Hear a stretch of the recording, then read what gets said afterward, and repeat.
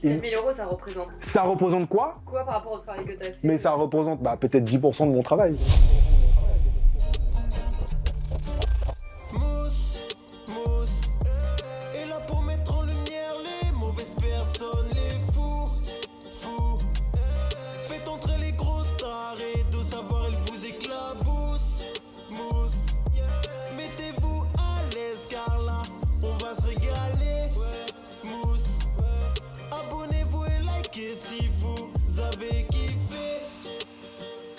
Ouais, c'est Mousse, bienvenue aujourd'hui pour une nouvelle vidéo et j'espère que tout le monde va bien, messieurs, dames. Aujourd'hui, on va parler d'un créateur de contenu qui a un petit peu compté pour moi. Je vais pas vous mentir, à l'époque où il faisait des vidéos, je sautais sur la notif. Et quand je regardais les vidéos, je me disais, mais ce mec, c'est un génie.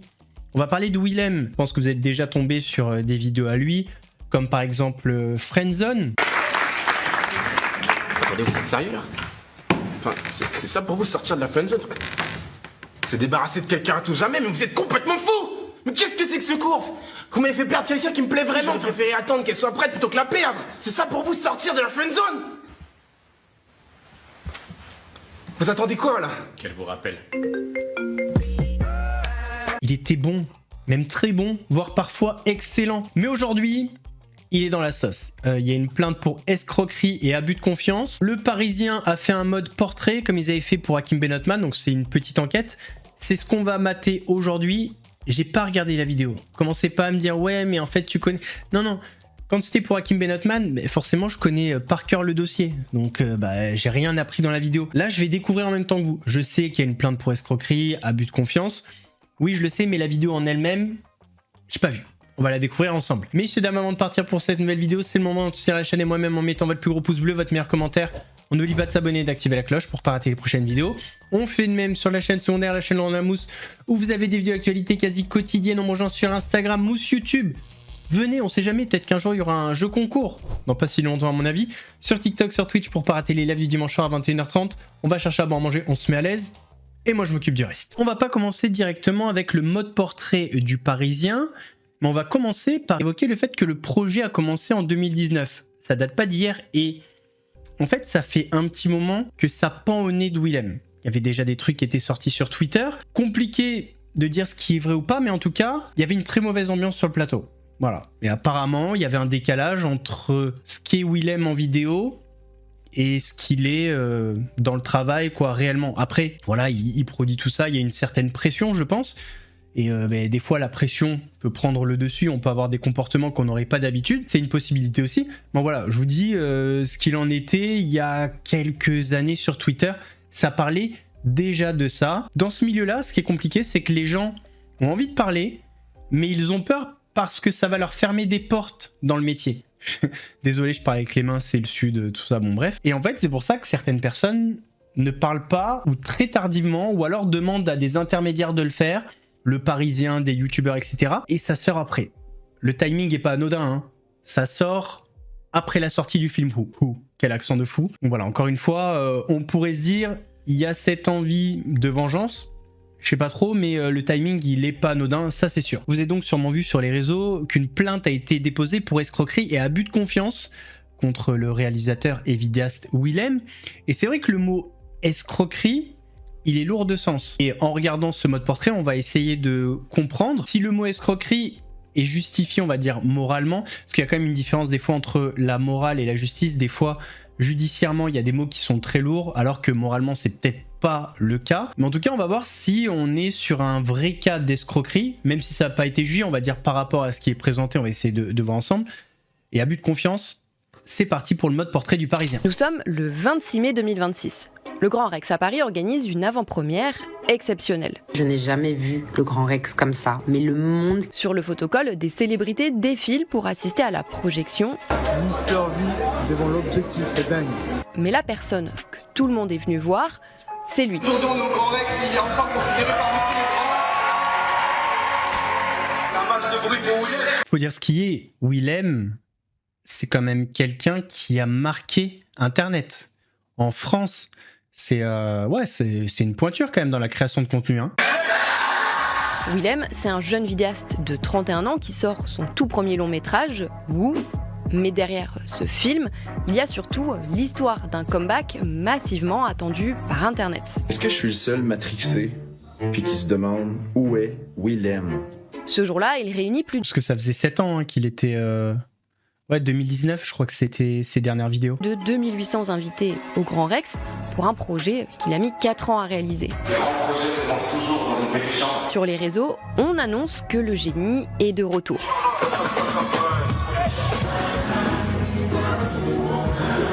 Mais dans la salle, malgré l'ambiance, il y a des spectateurs qui n'ont pas trop le cœur à faire la fête. Des spectateurs pourtant sans qui ce projet n'aurait jamais vu le jour. Il va falloir m'expliquer comment on ne peut pas payer quelqu'un pendant 4 ans. Jamais j'ai revu Willem en 4 ans. Je l'ai revu à l'avant-première. Et quand je le vois à l'avant-première, il m'ignore. Il fait comme s'il ne me voyait pas. C'est pas le seul dans cette situation. Ça aurait pu gâcher la fête. Il a été sport, il a été bon, le styliste là. Parce qu'il y a des mecs qui auraient interrompu l'avant-première pour tout faire péter. Hein. Armel à avoir travaillé sur le projet et à pas avoir été rémunéré. Ouais, non, il est pas le seul. Hein.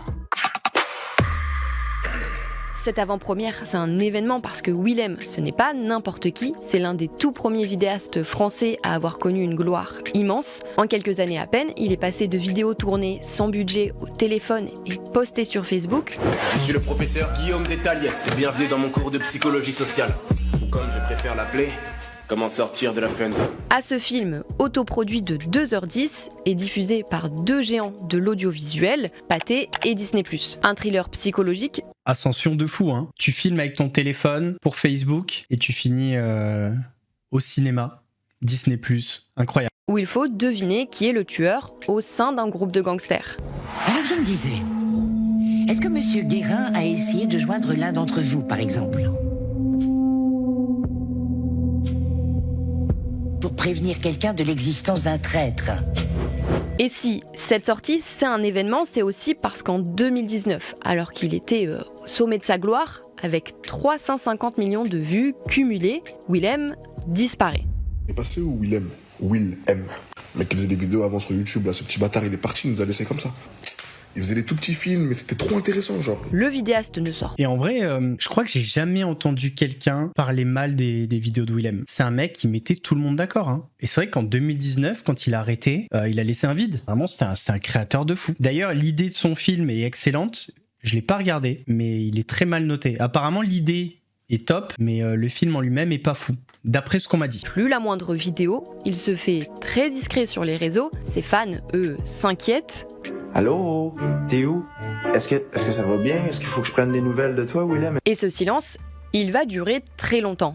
Des années, 7 ans au total. Son retour était donc très attendu. Et alors que jusque-là, ses vidéos faisaient toujours l'unanimité, là pour vous, c'est un peu différent. On n'a vraiment pas de chance en France. Genre nos films de youtubeurs en France, c'est Who, qui est une catastrophe nucléaire. J'ai vu le film de Willem, Who, et je n'ai pas du tout aimé. Le film, on a parlé un peu de Régé la dernière fois, un peu dans la vidéo actu, et là il est dedans. Bon, en même temps, il fait des critiques de films. Ouais. Régé, il a un peu de mal avec les films de youtubeurs. Inox, il a pris le tarot, là Willem. Le film de Willem est éclaté, et c'est ok. Mais ce qu'on va vous révéler dans cette vidéo, c'est que derrière ce comeback se cacherait une histoire un peu moins glorieuse que celle racontée par Willem. Cette fois, le génie du storytelling, du plot twist et de l'énigme aurait peut-être été dépassé par ses propres ambitions, avec des personnes qui auraient travaillé pour lui sans être payées. Déjà dans l'équipe, je pense qu'on était une bonne dizaine et tout le monde a travaillé sans être payé. Moi, je pensais qu'il n'y avait que nous qui n'avons pas été payés. Je le pensais vraiment, mais en fait, en parlant avec d'autres personnes avec qui j'étais en contact dans le film, des acteurs, etc., ils m'ont dit, nous non plus, on n'a pas été payés. Et du coup, c'est là où je me suis dit, ah d'accord, voilà, ils nous l'ont bien mis à l'envers, et puis c'est comme ça. Et une plainte. Alors, j'ai pas vu, la question c'est, est-ce qu'ils avaient un contrat de travail, un contrat, un truc, ou alors il leur a dit, on fait un film comme ça, c'est du bénévolat, vous allez gagner en visibilité, mais personne n'est payé. C'est la question que je me pose. Bon, même ça, dire visibilité, je trouve que c'est déconné, mais je pense qu'on va avoir la réponse. Déposé en juin 2026 contre la société de production de Willem pour escroquerie et abus de confiance. J'ai sacrifié pour lui mon entreprise. Moi, j'ai 10 collaborateurs qui ont travaillé avec moi pour lui dans ce projet-là. Mais il y a des fabricants, moi, de tissus qui m'ont aidé parce qu'on n'avait pas assez de budget pour acheter des tissus. Ils m'ont avancé du tissu. Ces gens-là, je leur dis quoi au bout de 4 ans que, comme ils me connaissent, moi je suis l'enfant du quartier, Armel, il n'y a pas de problème, tu n'as pas beaucoup d'argent pour ton projet, mais quand il sortira, tu me payeras, il n'y a pas de problème. Ces gens-là, je leur dis quoi que maintenant le projet il est sorti. Mais avant. Intéressant cet angle-là. On se rend pas compte des fois que quand on carotte quelqu'un, ça a des conséquences en cascade. De vous raconter tout ça, on va d'abord revenir sur comment Willem est devenu une star d'internet. Willem Oxybel, né en Guadeloupe mais qui a grandi dans les Hauts-de-Seine, raconte avoir développé sa passion pour la poésie et le théâtre quand il était enfant. Ma mère m'a... Alors, pardon, on va pas regarder la biographie de Willem. J'ai déjà vu des vidéos là-dessus. Si ça vous intéresse, le lien de la vidéo du Parisien est en description. On va aller à l'essentiel, plutôt sur le côté escroquerie et abus de confiance. La communauté s'impatiente de voir sortir une nouvelle vidéo et tout ce qu'elle a pour se rattacher pendant plusieurs années, c'est quelques messages énigmatiques postés par Willem. Mais en secret, il travaille en fait sur le plus gros projet de sa vie. Je suis fan de Willem de manière générale, surtout à l'époque, en tout cas, lorsqu'il sortait des vidéos assez souvent. Un jour, j'étais sur Instagram et je vois que son compte Chaque Détail de Production met une story qui disent qu'il recherche quelqu'un à ce moment-là pour faire acteur. Donc moi, je postule directement. Et à ce moment-là, déjà, ça faisait quand même un petit moment qu'on attendait des nouvelles de Willem. Et donc, lorsque je vois ça, je décide d'y aller. C'était simplement pour faire de la figuration ou même faire office de silhouette. Mais les gens étaient très bienveillants, très gentils, etc. Willem avait l'air très focus sur ce qu'il faisait. Il a demandé d'ailleurs à ne pas qu'on prenne de photos ou de vidéos durant le tournage, pour pas justement qu'il y ait des spoils ou ce genre de choses. Du coup, c'est une fin de tournage, Willem ? Fin de tournage, ouais. Ça s'est bien passé ? Si ce truc sort avant que ça sorte, ce mec est une poucave. Comme ça, vous le savez. Ça risque pas d'arriver, t'inquiète pas. En tout cas, merci à toi, merci pour ta patience. Merci à toi, Willem. Willem, sur la scène de tournage. Là, je sens arriver, il a été incroyable en tournage, etc. Aujourd'hui, je suis dégoûté, j'ai plus du tout la même image de lui. Il était très très cool. C'est-à-dire très sérieux, très pro, vraiment très gentil, très bon, toujours souriant. Tout le monde essayait de gratter des informations lorsqu'il le pouvait. Mais lui, il était là en mode « Ah, je suis désolé, je peux pas. » Ce projet tenu secret, c'est un film, y a pas de mais. Son tout premier autoproduit. On dit souvent que le diable se cache dans les détails.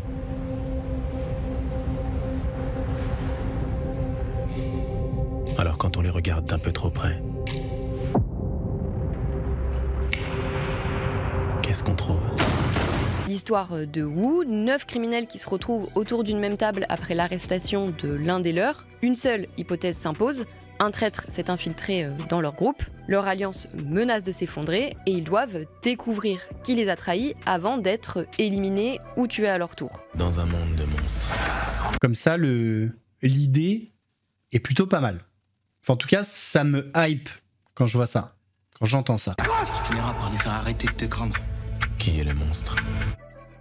Avril 2026, Willem réapparaît. Il révèle enfin son projet et commence à faire la promotion de son film. C'est un projet qui a été tellement dur à faire, pendant lequel j'ai ressenti des sentiments extrêmes, comme la peur, parfois même le désespoir, parfois la tristesse. Il y a des moments où j'étais vraiment dans des impasses qui me semblaient insurmontables. Et donc je pense que ce projet m'a donné beaucoup de courage. J'ai l'impression de plus vraiment avoir peur de quoi que ce soit maintenant. Le truc fou, c'est que l'air de rien, on se dit, bon, pendant tout ce temps, il a perdu quelque chose. Et en fait, cette absence a donné énormément de gaz et de buzz à son nouveau projet.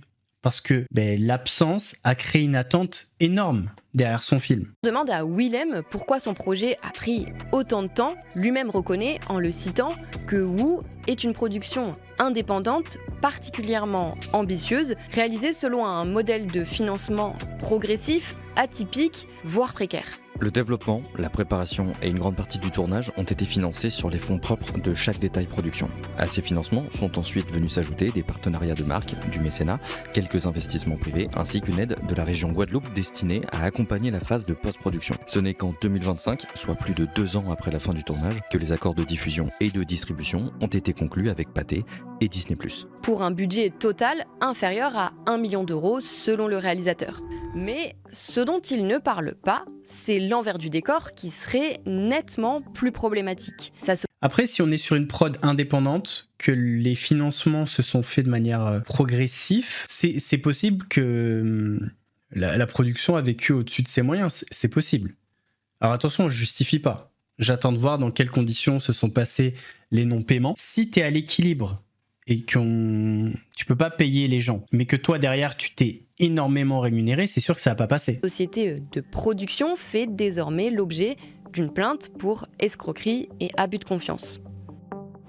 Et une des personnes qui a été particulièrement touchée dans cette histoire, c'est Armel Bibana, styliste depuis 15 ans, à qui Willem a confié un rôle majeur sur son film. Je me suis donné à fond avec mon staff pour que je puisse réaliser son projet de 30 costumes pour son film Roux. Quand Willem fait appel à lui en 2022, Armel il est déjà bien implanté. Là par exemple, cette tenue portée sur scène par l'humoriste Fari, c'est lui qui l'a réalisée avec son bureau de style Bibaland Design. Et sur le film Who, c'est lui et son équipe d'une dizaine de personnes à l'époque qui se chargent des costumes et de la direction artistique. J'ai l'opportunité. Alors pardon, mais au-delà de l'opportunité financière, il y a aussi une question de visibilité. C'est-à-dire que lui, il s'est impliqué à 600% dans le projet parce qu'il se dit c'est un film qui va passer au ciné, ça peut être une vitrine pour moi, donc il a dû tout mettre. Les équipes devaient être à fond, lui pareil, et au final il n'y a pas qu'une perte d'argent, il y a tous les espoirs qu'il avait placés en ce film qui s'évaporent quoi. C'est terrible en fait. L'opportunité de montrer tout mon talent pendant tout plein de rôles, donc c'était exceptionnel, donc j'étais très honoré, très content de sa part de me faire confiance, d'où mon acharnement que je me suis mis.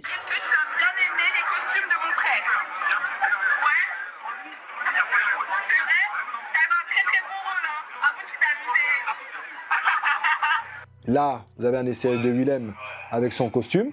J'aime beaucoup, j'adore. Vraiment, j'adore. Ouais. Super classe, tu vois.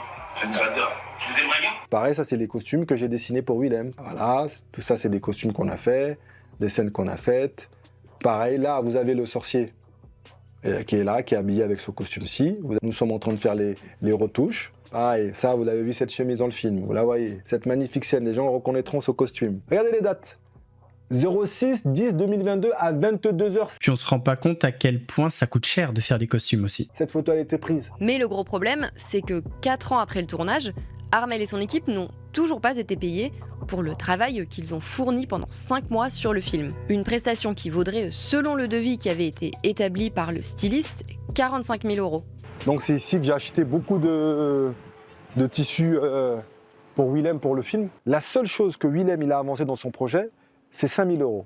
5 000 € qui ont permis d'avancer les tissus. Donc ça veut dire le reste, moi je l'ai payé de ma poche. Parce que quand vous voyez les détails des personnages, vous voyez bien quand même qu'il y a du travail. C'est pas juste des t-shirts et des pantalons. Non, il y a des tissus qui coûtent des centaines d'euros ici. En fait, Willem affirme que les... Alors, il n'a pas avancé les 40 000, puisque dans ces 40 000, il y a de la marge, bien évidemment. Mais oui, toute la matière première qui a servi, c'est lui qui l'a payé. En tout cas, avancé, et apparemment, il avait des dettes fournisseurs. Donc, lui s'est fait avoir. Il a peut-être pas payé les fournisseurs, je sais pas. On va peut-être le savoir après, mais ouais, j'avoue que c'est pas cool. Surtout qu'il n'y a pas qu'une histoire d'argent, encore une fois. Parce qu'aujourd'hui, il se retrouve ghosté par Willem, alors que normalement, avec ce que t'as fait comme taf, les personnes du film Who, donc Willem et d'autres, devraient recommander ton travail, en plus de te payer. Bon, ça sera apparemment ni l'un ni l'autre. Les collaborateurs qui sont intervenus sur le film étaient informés des spécificités de ce mode de financement et des contraintes de trésorerie qui pouvaient en découler.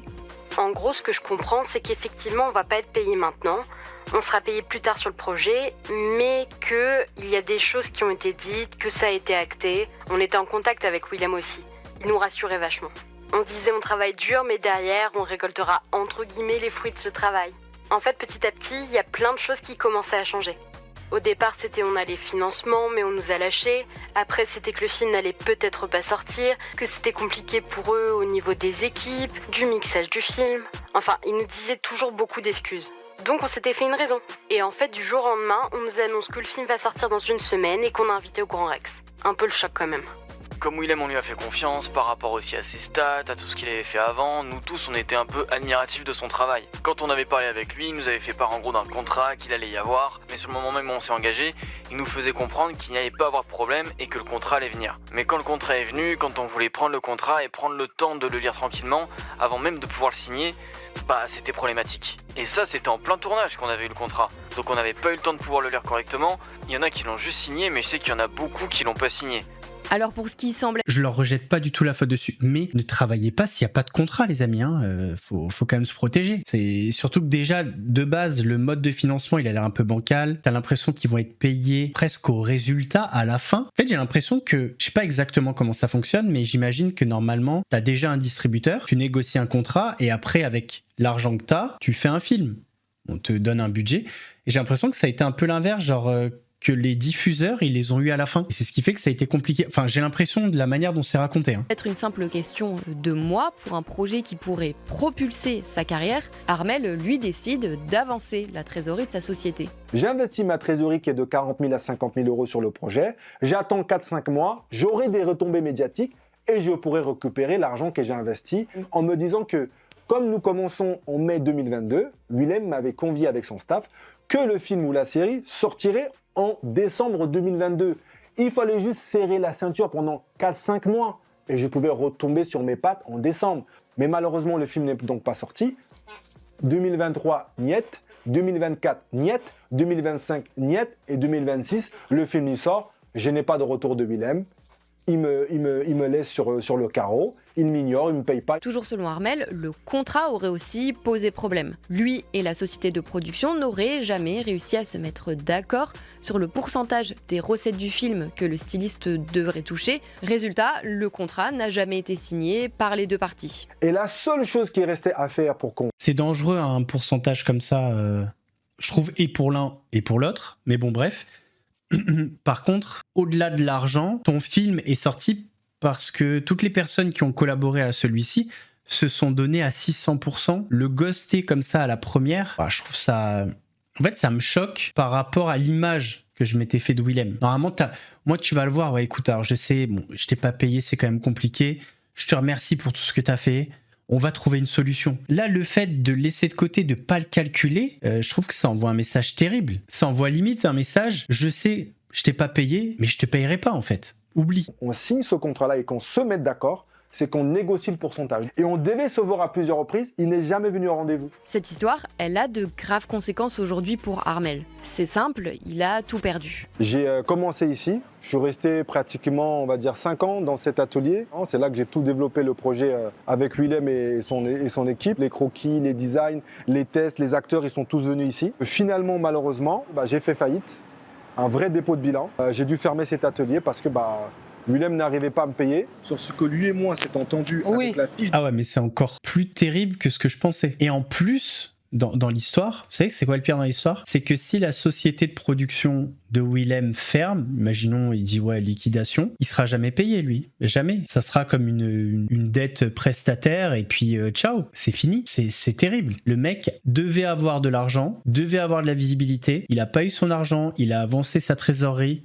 Il a tout perdu, pas d'argent, pas de visibilité, que dalle. Et il se retrouve aujourd'hui à devoir faire une vidéo dans le Parisien pour faire valoir ses droits. De notes qu'il m'a demandé, on est aux alentours de 45 000 euros, 50 000 euros. Je l'ai vu, il dormait sur place, il était vraiment investi pour le projet. On a contribué indirectement parce que voilà, nous ici on fait les impressions et les flocages, broderies. Il y a des choses donc qu'il a faites pour cette collection lui qui m'a pas réglé. Il m'a dit non, t'inquiète pas, je serai payé dès que ce sera fini. C'est donc fini et quand je reviens vers lui, il me dit non. Armel, franchement, je crois que c'est peut-être lui la plus grosse victime de l'histoire. Il y en a qui ont été payés très tardivement. Il fallait y croire et chaque année, on nous disait que ça allait arriver, que ça allait sortir et il n'y avait rien qui venait. Dès qu'on insistait, on pouvait ne pas avoir de réponse pendant des mois. Vous me disiez que vous avez attendu longtemps, donc ça a quand même fini par se régler. Ça s'est réglé parce que j'avais pas le choix. C'est pas ce que vous auriez dû avoir, quoi, c'était moins. C'est ça. C'était entre 2 à 3 fois moins que ce que je devais avoir. Ce n'était vraiment pas du tout rentable. Et sur le tournage de Woo, d'après ce qu'on nous a raconté, les problèmes n'ont pas été seulement d'ordre financier.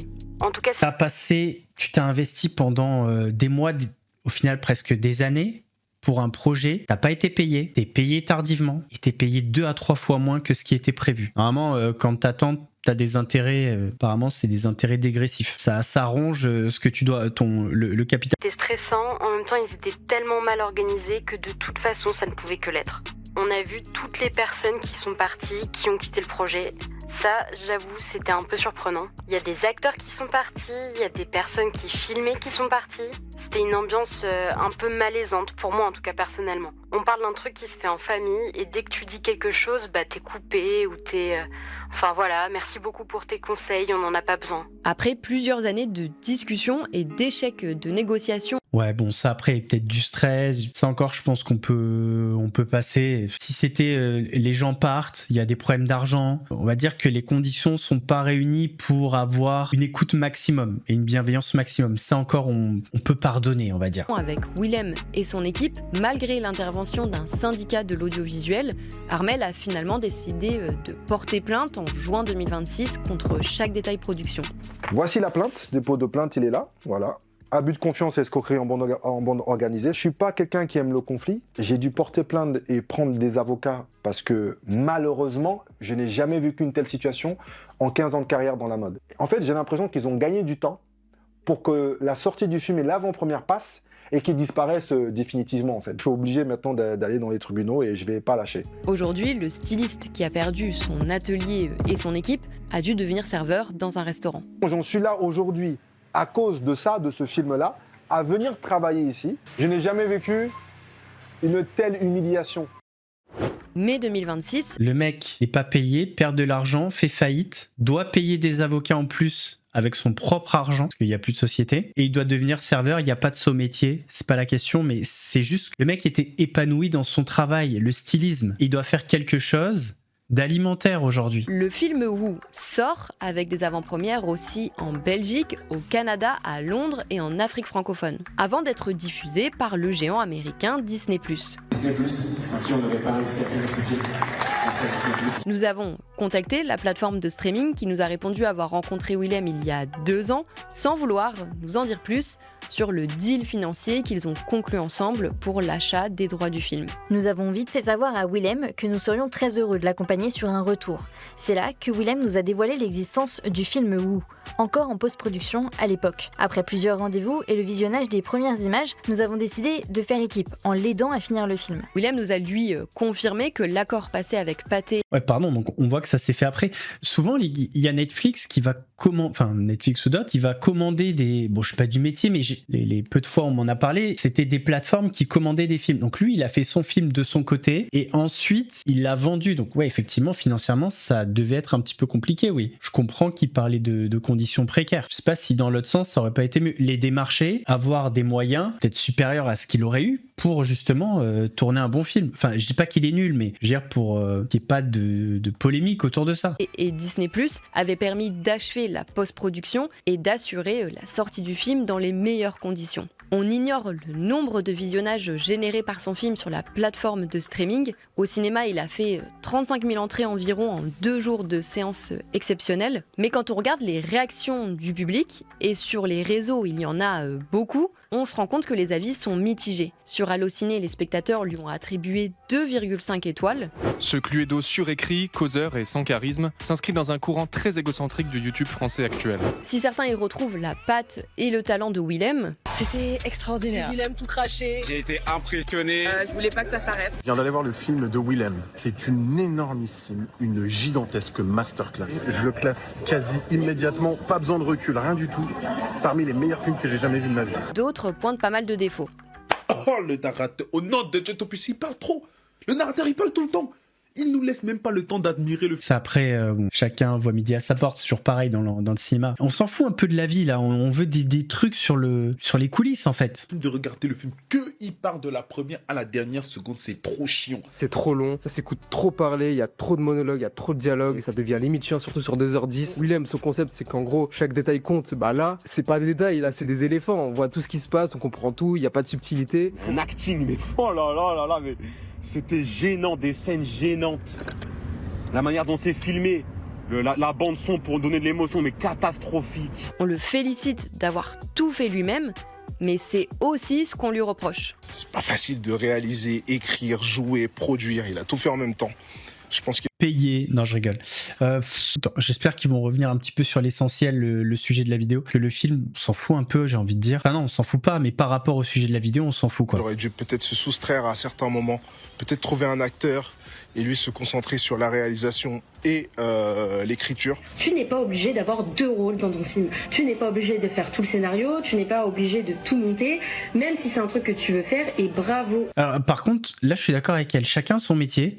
Et c'est vrai que, par exemple, Gaston Bide, je le supporte plus en film. Du coup, je parle du film, mais j'en ai marre de le voir dans des films. Il s'écrit des rôles sur mesure à chaque fois. J'ai l'impression que, je sais pas, ça me gonfle. Par exemple, dans La Cage, il a le rôle de l'entraîneur. Il se fait appeler boss et tout. C'est trop. Vas-y, c'est trop. Et au bout d'un moment, mets quelqu'un d'autre dans ce rôle, mais toi, c'est trop. À toi, mais je pense qu'il y a aussi ce truc hyper auto-centré. Ouais, c'était assez amer parce qu'en fait, pendant que nous on est là à attendre, lui il se donne une image sur les réseaux sociaux, il va se vendre comme un travailleur indépendant qui a tout fait tout seul, alors qu'il n'a pas tout fait tout seul. C'est un projet vraiment de groupe, mais pour un projet de groupe, les gens n'ont pas été respectés. On a bien sûr contacté Willem et son équipe. Ah bah merci. Nous, ce qu'on veut, c'est les explications de Willem. C'est quand même le plus important. Mais j'ai comme l'impression, sans avoir vu, bien évidemment, je le répète, allez, il va dire que c'est en train d'être réglé. Pour lui demander de nous accorder une interview face caméra afin de le faire réagir à ces témoignages et de comprendre aussi les difficultés qu'ils ont pu rencontrer. C'est finalement par écrit que le réalisateur a décidé de répondre à nos questions. Et je vais vous citer quelques passages. Il reconnaît effectivement que des paiements ont pu arriver en retard. Et il dit que c'est en raison du calendrier de financement du projet et des disponibilités de la trésorerie. Et il assure que tout le monde aurait été payé selon les rémunérations contractuelles prévues. Chaque détail production affirme par ailleurs n'avoir à ce jour perçu aucun bénéfice sur ce projet, ni n'avoir perçu de salaire de producteur. Et elle dit attendre encore actuellement le versement d'une part importante des sommes prévues au titre des accords conclus avec leurs partenaires. La sortie d'un film ne signifie pas que l'ensemble des flux financiers liés à sa production et à son exploitation ont déjà été perçus ou définitivement répartis. S'agissant... Alors ok, maintenant, pourquoi le styliste, tu le ghostes à l'avant-première ? Tu peux lui dire, ouais, attends, on va avoir d'autres rentrées d'argent, on va te payer. Si tu le ghostes, ça envoie un mauvais message, ça veut dire, on te paiera jamais. C'est ça qui est pas bon dans l'attitude. De la remise tardive des contrats, Willem reconnaît que certains n'ont pu être finalisés qu'après le démarrage du tournage, et il se justifie encore une fois en évoquant les conditions particulières dans lesquelles Who a été produit, avec des équipes qui se seraient constituées par étapes. Et pour ce qui est des professionnels qui auraient quitté le tournage en cours de route... Comme sur toute production étalée sur une longue période, des évolutions d'équipe ont pu intervenir en fonction des besoins de la production, des disponibilités des collaborateurs, de l'organisation des différentes phases de tournage. Ces situations ne sauraient être assimilées à des départs volontaires en cours de tournage. Et pour ce qui concerne Armel Bibana, voici ce que Willem nous dit. Depuis l'origine de ce différend... Alors pardon, jusque-là... Il assume tout, ça m'a l'air plutôt carré. On va voir le clou du spectacle. Nous avons constamment exprimé notre volonté de parvenir à une solution amiable. Plusieurs propositions de règlement ont été formulées par la production sans qu'un accord amiable net, à ce jour, pu être trouvé. Nous entendons poursuivre ces discussions dans ce cadre. Ils m'envoient un montant qui est de 4 000 €. Bon, je leur ai dit, ok, mais ce ouais, non mais c'est pas le respecter là. montant-là, il vient d'où ? 4 000 €, ça représente. Ça représente quoi ? Quoi par rapport au travail que tu as fait ? Mais ça représente peut-être 10% de mon travail. Chaque détail production affirme ne pas être au courant à l'heure actuelle de la plainte déposée par Armel à leur rencontre, en indiquant que si une telle procédure devait exister, ils y répondraient dans le cadre prévu par la loi. Pour finir, Willem nous a révélé qu'un documentaire consacré à la fabrication de son film, qui retracera les différentes étapes de son développement, sortira prochainement. Donc s'il n'y a pas eu de rémunération pour lui, la rémunération elle va être là, avec le documentaire. Ah écoutez messieurs dames, je sais pas trop quoi vous dire sur cette vidéo. C'est vrai que le mot escroquerie ne résonne pas dans ma tête en tout cas, comme d'habitude. Comme ce dont on parle sur cette chaîne-là, j'ai plutôt l'impression qu'on a un réalisateur, enfin un créateur de contenu Willem, qui a été complètement dépassé par les événements, que ce soit financièrement, humainement, mais il a quand même volontairement pas répondu à des messages de prestataires, d'acteurs, enfin de personnes qui ont beaucoup donné pour ce film, qui n'ont pas été payés, certains tardivement, certains beaucoup moins, certains pas du tout, comme le styliste. Et ça a eu de graves conséquences pour lui. Liquidation judiciaire, tous ses rêves de vivre de sa passion envolés, obligé de travailler de manière alimentaire en faisant serveur. Donc grosses conséquences pour lui.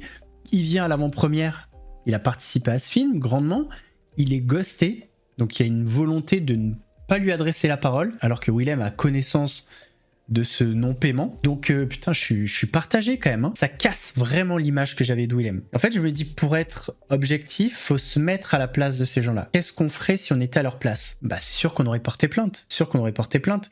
Pourquoi je pense qu'on en vient à escroquerie? Parce qu'il y a cette volonté, c'est-à-dire que Willem choisit de ne pas répondre en ayant connaissance des dettes, quoi. Je pense que c'est ça qui l'amène à l'escroquerie et l'abus de confiance. Judiciairement, je sais pas si ça tient vraiment. S'il y a des personnes, hommes et femmes de loi, n'hésitez pas à me dire. Le mot paraît sévère par rapport au sujet qu'on aborde sur cette chaîne, mais je comprends aussi. Si demain, je sais pas, on vous dit tu viens chez moi me refaire la toiture, tu vas, tu refais la toiture et on te paye pas, tu vas dire à la personne, mais t'es un escroc toi en fait. Donc je comprends. La seule chose qui pourrait faire que Willem se rattrape dans le dossier, ça serait de payer ce qu'il devait au styliste et aux autres, parce il a dit à la journaliste que d'autres sommes d'argent allaient être perçues par sa société de production, plus un documentaire qui arrive derrière, donc j'imagine qu'il va y avoir de l'argent à la clé. Maintenant, je me dis, même s'il paye le styliste, ça rattrape pas ce qui s'est passé.